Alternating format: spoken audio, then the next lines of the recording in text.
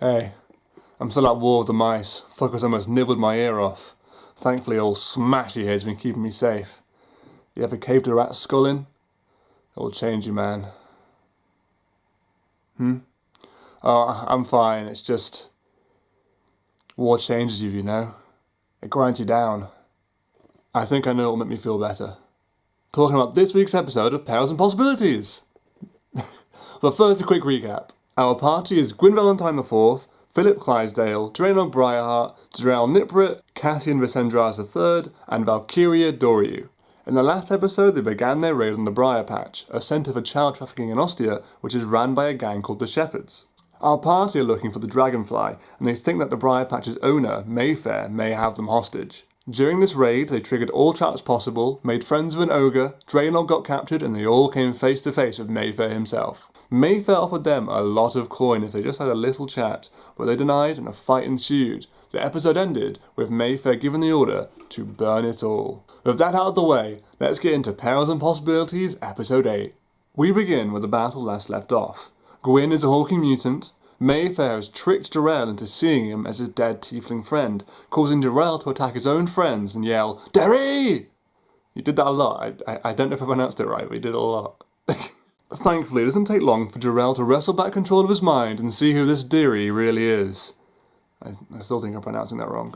And then you look back and Derry's not there anymore. It's just a very demure-looking... As the fight rages on, crates that are presumably filled with children are lowered into pits filled with furnaces. Seeing the real horror of the situation, Draenog buckles down and frees himself from his restraints. I think here's a good point to mention the dynamic enemy health system. I made that name up, by the way. That's not what it's called. I don't know why I called it, I just thought it sounded cool. The DM has introduced a mechanic that really makes the game world feel alive. Just because the players aren't looking at them, doesn't mean the enemies aren't living their life before the fight begins. This means that just like the players, the enemies can start the battle with drained health or used spell slots. Unfortunately, this doesn't make battles any easier, and during the fight, Jarell is downed, putting himself in a critical state. Val starts to panic, but holds strong lest he meet the same fate. At this point, Draenog, Philip and Cassian have broken away from the fight to try and stop the crates from lowering and save some young lives. And now, one of Mayfair's goons is holding Jarell hostage by holding their gun against him. Val tries to discuss terms, but it doesn't go very well. The children weren't enough. The children aren't enough. They're not human. At least this one is. And I tried to offer terms. You attacked first. It's true, yeah, bang on the money. It's Jarell one, he's got 4. And then the worst thing possible happens.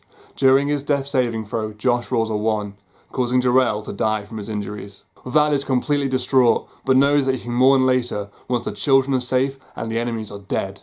But for now, join me for Jarell's memorial. Also, we would do our best not to die. Yes. Before the character is done.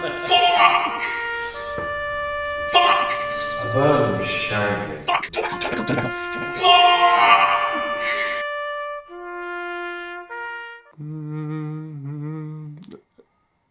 Gwyn threatens Mayfair to stop the fires, but he says he can't do anything about it. Then Val notices Mayfair holding a sending stone and realises that if he gets to it, it could be the only chance to stop the fires. Mayfair laughs at how much blood is on the party's hands, then tosses the sending stone away.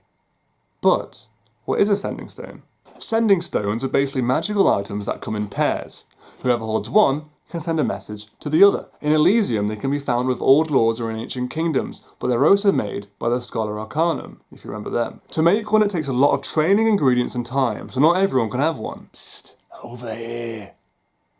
Anyway, back to the campaign, Draenog tries to smash open one of the crates, and inside, this is what he saw. And as it kind of looks up and stares at you, you see a grey-dressed small figure that looks up at you, and the moment it does, its eyes flash red, and it begins to elongate. Well, with that nightmare fuel, the episode comes to an end. I guess I have to go back to the war front now. Oh well, it was a nice distraction while it lasted. Thanks for listening. Hey you, can you hear me? Hey, yeah. Hello? I'm here to get you out of that dungeon. What, really? No, you idiot, you're stuck there forever.